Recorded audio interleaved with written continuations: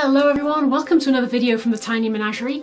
Today I thought we'd have a look at how you can increase the survival rate of your fish fry. Breeding fish is a wonderful way to really engage with the hobby because in order to raise them, you have to have got everything just right for the adults, and then you're guiding them through this process from little fry up to a little fish, and it is an absolutely delightful thing to do. But fry can be remarkably temperamental, and it's so disheartening when you lose a clutch, especially as it can be so difficult to work out what went wrong and why. So I mostly raise nanofish, and this is aimed mainly at your egg scattering varieties, but it should help as well if you're raising live bearers, so guppies, mollies, swordtails, anything like that at all. Anyway, here are the top tips that I use when I'm raising my fry, just to help them along the way and try to increase their survival rate. Tip number one is do your research. This might seem like a bit of an obvious answer, and it's surprising how many mistakes you can avoid though, just by knowing what your particular breed of fish likes and how it is that they breed in the wild. Another thing which you need to bear in mind is how many eggs is each female going to lay. So if I think about my pearl danios, for example, for each spawning event I'm looking at between 7 and 30 eggs, 30 being a really good spawn, 7 is far more average. In which case I can just multiply that up by the number of females that I know I have, so I know roughly how many fry I'm going to get. If on the other hand you're raising something like German rams, then they can lay as many as 300 eggs at a time, which is a huge number of fry to have to deal with. You need to know roughly how many fry are coming along, so that you can budget in for food, make sure you've got enough space for them. You don't want them to be competing with each other so much that it can cause stress, because that can ultimately lead to their death, which is again reducing your survival rate. And you also want to know how long after they've laid do the eggs actually take to hatch. If you have a species that takes 6 days, for example, as opposed to one that takes just 1 day, then you need to be extra careful about hygiene. The longer an egg sits around, the more of a chance it has to get a fungal infection if your tank isn't as healthy as it could be. And so you might want to invest in some methylene blue or another fungicide if you have a species whose eggs take a little bit longer. Although personally, I do tend to find that as long as your tank is healthy, you really shouldn't need it. It's not like wild fish have access to fungal treatments, so look after your tank ecosystem and it will look after your fish, in my opinion. The other thing you need to make sure you've got, again perhaps obviously, but is a healthy breeding pair. The health of the parents, and particularly the female, will have a huge effect on the health of the eggs.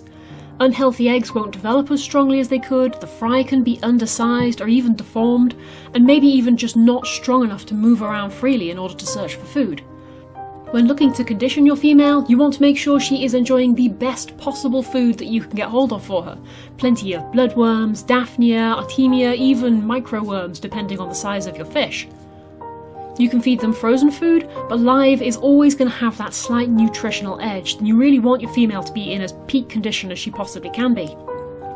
And of course, all that extra protein that she's getting, she can then pour back into her eggs, making them as healthy as they can possibly be, and giving them the best possible chance of being a nice, fat, healthy fry that stands the best chance of surviving.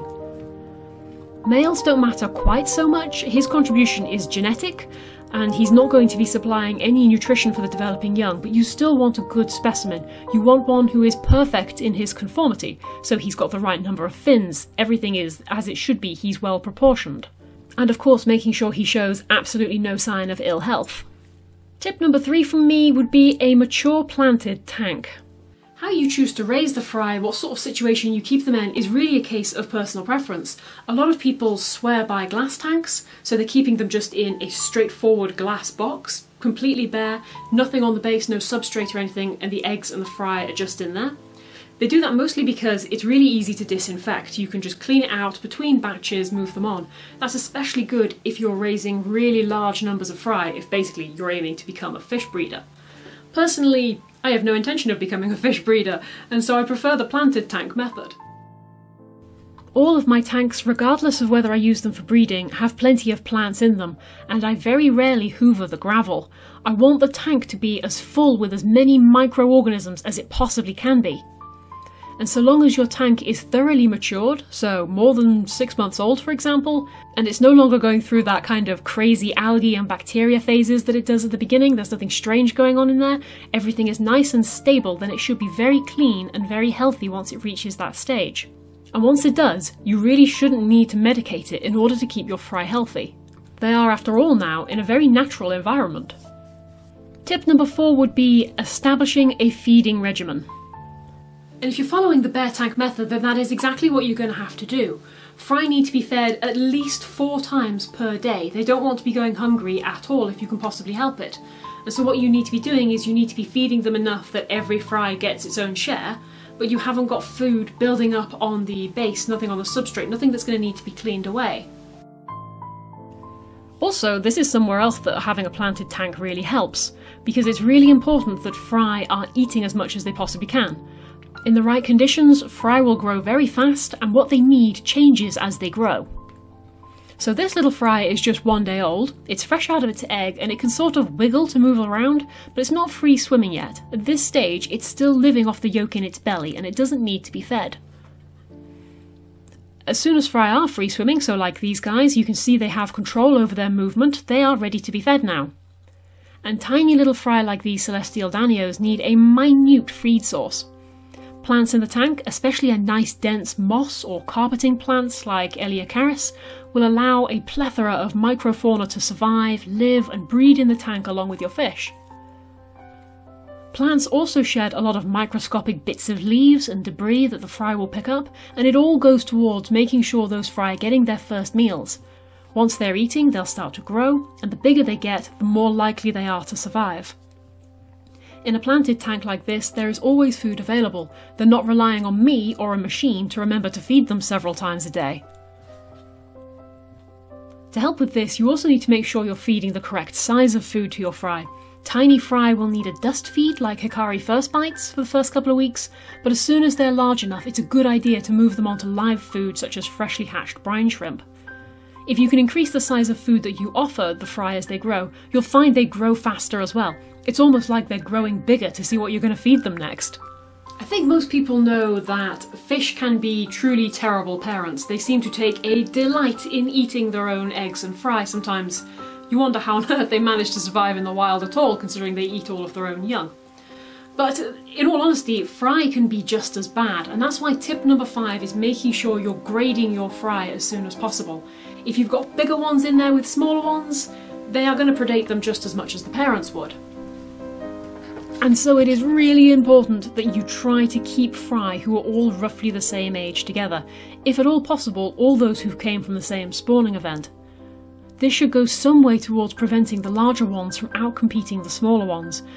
But if you do have a few bigger fry in there, maybe they've become a bit of a bully and they're the ones who are getting all of the food, then you really need to remove them, and this is the grading process. This is where you're separating larger ones from younger ones so that they can both start to grow at an even rate. I do tend to find that once the fry are big enough to start looking at their siblings as if they're something that they can eat, then they're usually big enough to go back in with their parents. Assuming that is that you don't have a community tank. Obviously you need to make sure if you're putting the very young fish in there that they're not small enough to be eaten by somebody else. Otherwise, that is another way to accidentally reduce your fry survival rate. And just to point out about that term, fry survival rate, it sounds like you're some terrible fish keeper if it's not 100%. Actually, it is perfectly normal for not all your fry to survive. In fact, it's normal to lose a few per hatch. These will be the ones that got damaged in some way, maybe even before they were laid, or they just simply weren't very strong. The eggs of most fish are absolutely tiny, very underdeveloped, and ultimately a lot can go wrong with them that you have absolutely no control over. Even with a species that has comparatively huge eggs like a chicken, you just would not expect 100% hatch and survival rate. I would say that so long as more than 80% of your fry are surviving, then you are bang on track and doing a great job. Don't worry about a few deaths here and there. That's just the nature of baby things, sadly. But if you have any tips and tricks at all on how you raise fry, maybe you've got a special thing that you do that seems to really increase their survival rate, then by all means share it with us down in the comments, you know? The more we all know about this hobby, the better we all get at it. But anyway, I hope you've enjoyed this little video, you know, like, subscribe, all that stuff if you're interested. I'll see you in the next one. Happy fish keeping, everyone. Bye bye!